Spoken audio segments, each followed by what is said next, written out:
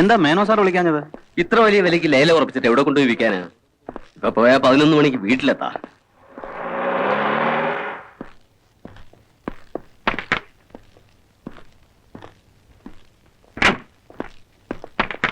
Okay, see you. See you.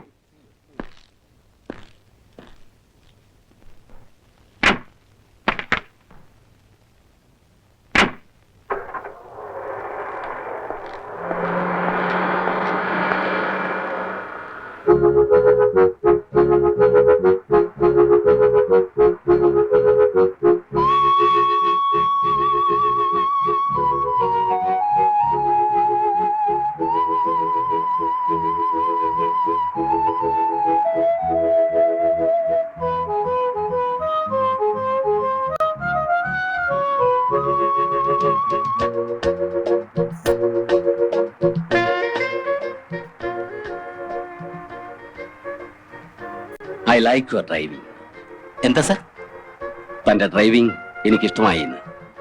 ഇതിൽ ഇരിക്കാൻ ഒരു സേഫ്റ്റി ഫീലിംഗ് ഉണ്ട്. Thank you sir. ആ, എന്താ ബാബുവിന്റെ സ്ഥിരം ജോലി? പ്രത്യേകിച്ച് ജോലിയൊന്നുമില്ല സാർ, കഴിയുന്നതൊക്കെ.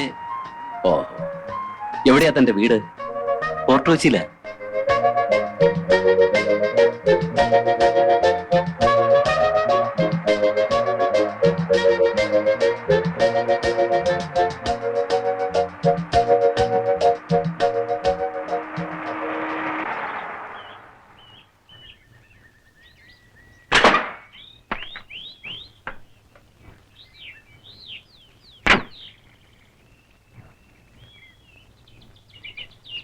എന്താ?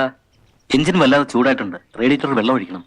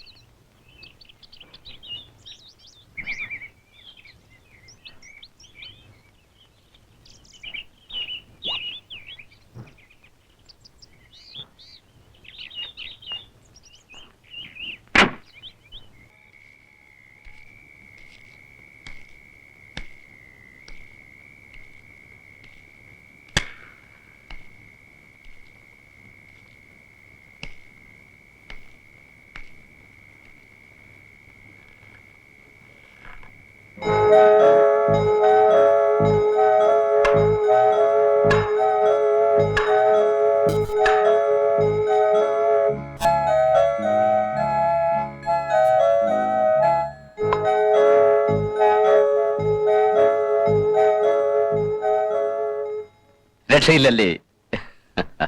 അമ്മാവ, എനിക്ക് മിലിറ്ററിയിൽ സെക്കൻഡ് ലെഫ്റ്റനന്റ് ആയിട്ട് സെലക്ഷൻ കിട്ടി.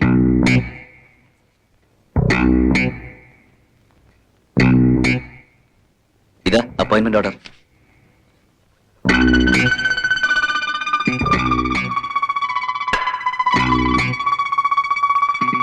ആരോട് ചോദിച്ചിട്ടാ നീ ആപ്ലിക്കേഷൻ അയച്ചത്? പത്മാവതി പറഞ്ഞിട്ടാണോ? അല്ല, കോളേജിൽ വെച്ച് ഫ്രണ്ട്സ് കൂടി ആപ്ലിക്കേഷൻ അയച്ചപ്പോ. നീ അയച്ചു? ഒരു തമാശക്കല്ലേ? സാരമില്ല, പോണ്ടെന്ന് വെച്ചാ നിർബന്ധിച്ചാരും നിന്നെ കൊണ്ടുപോയില്ലോ. അമ്മവ ഒരു പട്ടാളക്കാരനാകാന്നുള്ളത് എന്റെ ചെറുപ്പം മുതലുള്ള ഒരു ആഗ്രഹമാണ്. പിന്നെ സെക്കൻഡ് ലെഫ്റ്റനന്റായി ഫസ്റ്റ് ബാച്ചിൽ തന്നെ സെലക്ഷൻ കിട്ടുക എന്ന് പറയുന്നത് ഒരു ഭാഗ്യമാണ്. നിനക്ക് മിലിറ്ററി ലൈഫിനെ കുറിച്ച് അറിഞ്ഞുകൂടായിട്ടാ. പിന്നെ എന്താ ഒരു പട്ടാളക്കാരന് കിട്ടുന്ന സാലറി? അതുകൊണ്ട് നിനക്ക് ജീവിക്കാനാവുമോ? എന്റെ കാലം കഴിഞ്ഞാൽ ഈ ഫാക്ടറിയും എസ്റ്റേറ്റും ഒക്കെ നോക്കി നടത്തേണ്ടത് നീയാണ്. എനിക്കാണെങ്കിൽ ആൺമക്കൾ ആരുമില്ല. എന്റെ മനസ്സിൽ നിന്നെക്കുറിച്ച് ചില പ്രതീക്ഷകളൊക്കെ ഉണ്ട്. അമ്മവ എനിക്ക് ഈ ഫാക്ടറിയും ബിസിനസ്സും ഒന്നും അത്ര വശമില്ലാത്ത കാര്യങ്ങളാ. എനിക്കിഷ്ടപ്പെട്ടൊരു ജോലി ഞാൻ തിരഞ്ഞെടുത്തു, അത്രേ ഉള്ളൂ. ശരി, നിന്റെ ഭാവിയെക്കുറിച്ച് തീരുമാനമെടുക്കാനുള്ള സ്വാതന്ത്ര്യം നിനക്കുണ്ട്. അതിനുള്ള പ്രായവും ബുദ്ധിയും നിനക്കായിട്ടുമുണ്ട്. ഇനി നിന്നെ ഞാൻ നിർബന്ധിക്കുന്നില്ല. നീ ഇനി എന്ത് തീരുമാനിക്കുന്നു എന്ന് മാത്രം പറഞ്ഞാൽ മതി. അമ്മവ ഞാൻ യെസ് ഓർ നോ, ഏതെങ്കിലും ഒന്ന്. അത് എനിക്ക് ട്രെയിനിങ്ങിന് പോണെന്നാ. നിന്റെ വഴി നിനക്ക് തിരഞ്ഞെടുക്കാം. പക്ഷെ ഇനി ഒന്നിനും എന്റെ തീരുമാനം അറിയാൻ വരരുത്.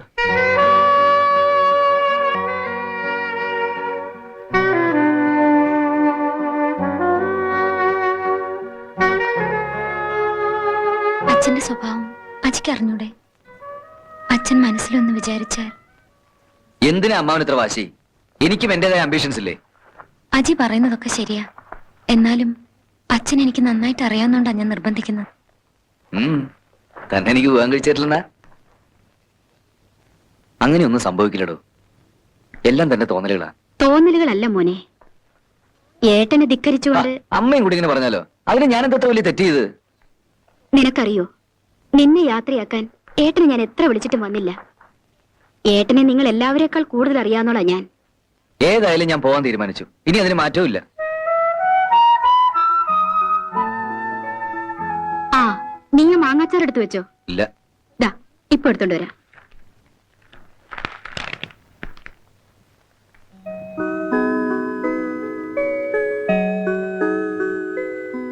താൻ വിഷമിക്കാതോ.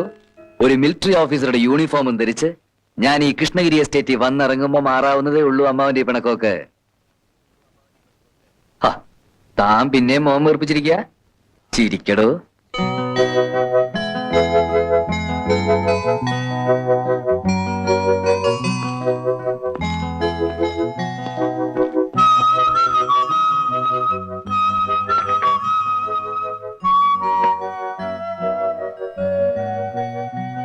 മോനെ, ചെന്ന ഉടനെ കത്തയക്കാൻ മറക്കരുത്.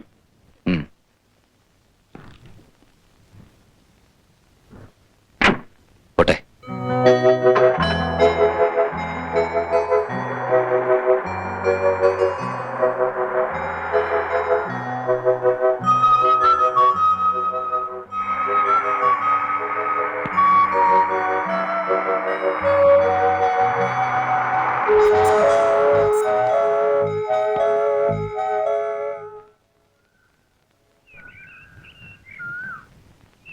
പോയിട്ട് വരട്ടെ മോളെ. കുറച്ച് ദിവസം കൂടി ഇവിടെ നിന്നിട്ട് പോയാ പോരാ ആന്റി? പോണം മോളെ. 4-5 ദിവസമായില്ലേ വന്നിട്ട്.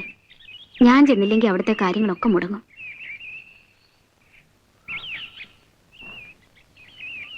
പോട്ടെ.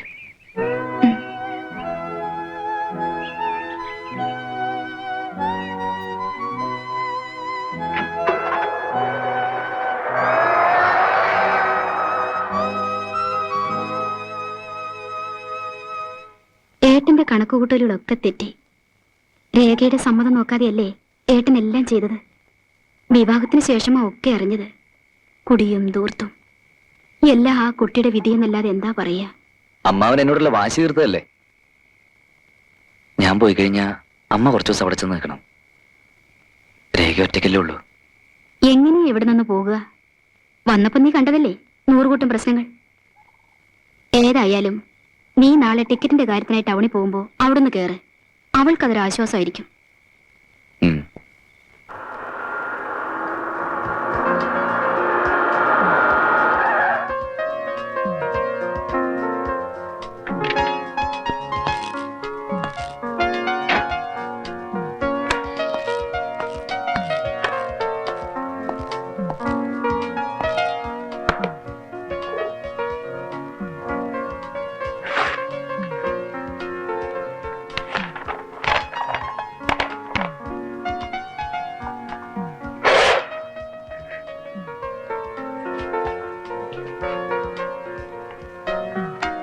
പപ്പനോടൊന്ന് വരാൻ പറയൂ.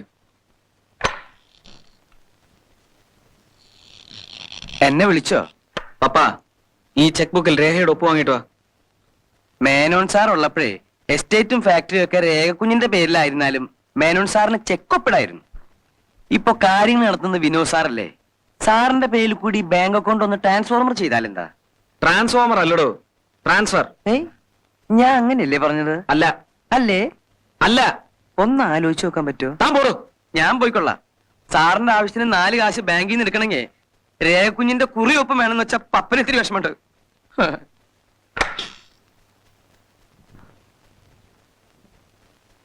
എസ്റ്റേറ്റ് കാര്യങ്ങളിൽ രേഖ കൂടി ശ്രദ്ധിക്കണമെന്ന് അമ്മയുടെ അഭിപ്രായം.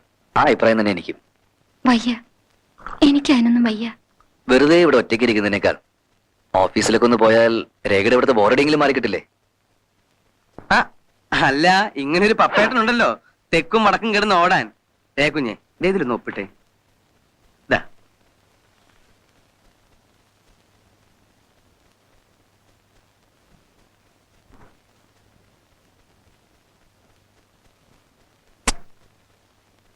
മതി മതി മതി, എല്ലാം കൂടെ അങ്ങ് ഒപ്പിട്ട് കൊടുത്ത വിനോദ് സാർ ഈ പണമൊക്കെ ആർക്കൊക്കെ എന്തിനാ കൊടുക്കുന്നതെന്ന് കുഞ്ഞ് അന്വേഷിച്ചിട്ടുണ്ടോ?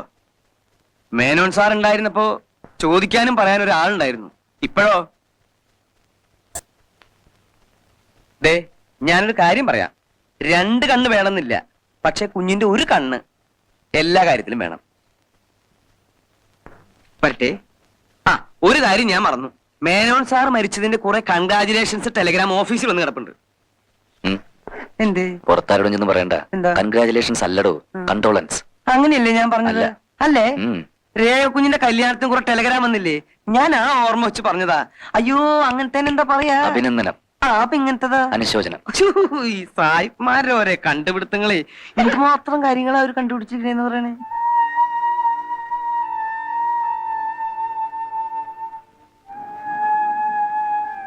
പപ്പേട്ടൻ പറഞ്ഞ ശരിയാ. എന്റെ വിവാഹത്തിന് വന്നതെല്ലാം കണ്ടോളൻസ് മെസ്സേജ് തന്നെയായിരുന്നു. എനിക്കുള്ള അനുശോചനങ്ങൾ. സ്വയം പഴി പറഞ്ഞുകൊണ്ട് ആർക്കും ഒന്നും നേടാനില്ല. ഇനിയെങ്കിലും രേഖ കാര്യങ്ങൾ മനസ്സിലാക്കി മുന്നോട്ട് പോകണമെന്ന് എനിക്ക് പറയാനുള്ളൂ. നാളെ മുതൽ രേഖ ഓഫീസിൽ പോകണം.